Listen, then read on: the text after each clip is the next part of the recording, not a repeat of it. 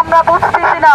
আমরা গোটা বাংলাদেশে 495টি উপজেলার সকল উপজেলা পরিষদের ভাইস চেয়ারম্যানগণ একত্রিত হয়েছি।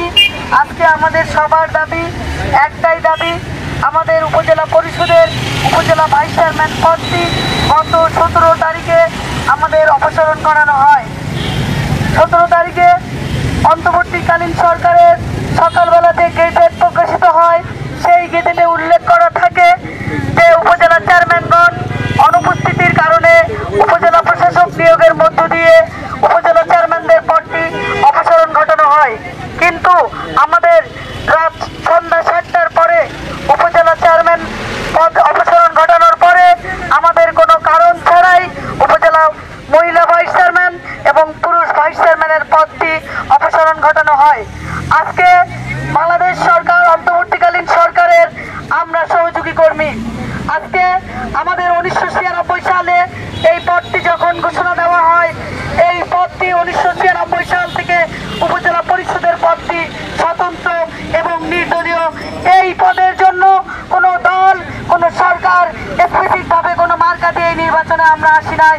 1996 সালের পর থেকে আমাদের 2024 সাল পর্যন্ত যতবার উপজেলা পরিষদের নির্বাচন হয়েছে, উপজেলা পরিষদের 2 ভাইস চেয়ারম্যান পদটি কারণে আমাদের অপসারণ ঘটানো হলো, আমরা বুঝতেছি না। আজকে অন্তর্বর্তীকালীন সরকারের কাছে অনুরোধ, আপনারা যে উপজেলা পর্যায়ের প্রশাসক নিয়োগ দিয়েছেন, এই প্রশাসককে আমরা সহযোগিতা করতে চাই। আমরা বলতে চাই 64টি জেলায় 64টি জেলা চেয়ারম্যানদেরকে আপনারা অপসারণ করেছেন, কিন্তু 64টি জেলার জেলা পরিষদের সদস্যদের পদ বহাল রেখেছেন। তাহলে আমাদের পদটি কেন বহাল থাকবে না?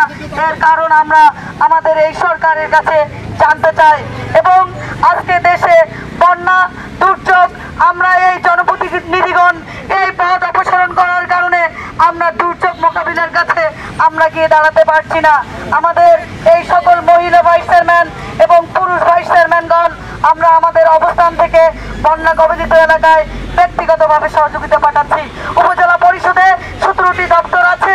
এই 17টি দপ্তরের মধ্যে 9টি দপ্তর মহিলা ভাইস চেয়ারম্যান, 8টি দপ্তর পুরুষ ভাইস চেয়ারম্যান, স্ট্যান্ডিং কমিটির সভাপতি।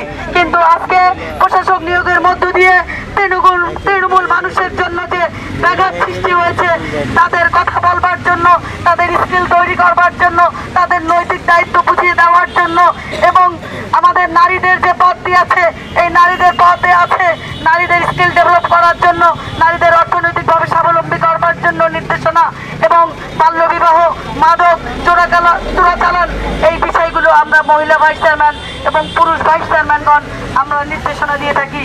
কিন্তু অন্তর্বর্তীকালীন সরকার যে প্রশাসক নিয়োগ দিয়েছেন, এই প্রশাসক কিভাবে এই ভাইস চেয়ারম্যানদের পদটি বহাল না থাকলে তৃণমূল মানুষের কাজ করতে পারবে?